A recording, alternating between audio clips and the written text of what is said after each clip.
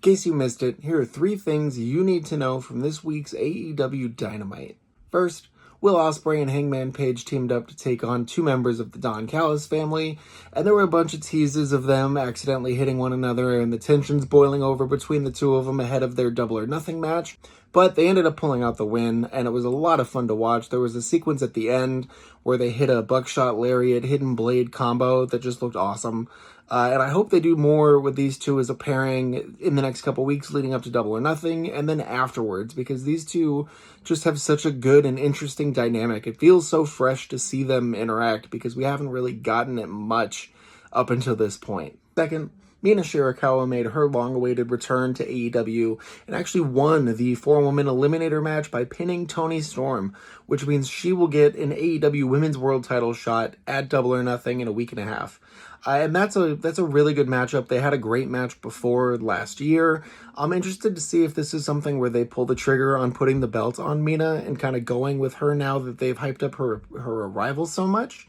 Or if this is just going to be Timeless Toni Storm keeps rolling because she's like having the run of a lifetime right now. I really don't know which way they're going to go. I think she's the right choice.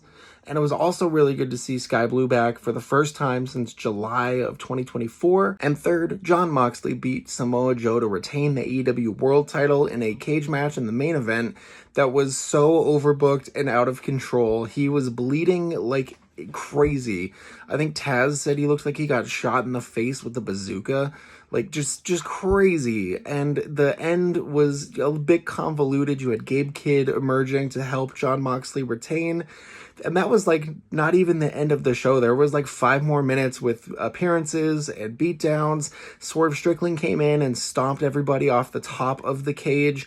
And it all set up Double or Nothing, Anarchy in the Arena in a week and a half. It is crazy that they are making a match that big in a week and a half. But there we go.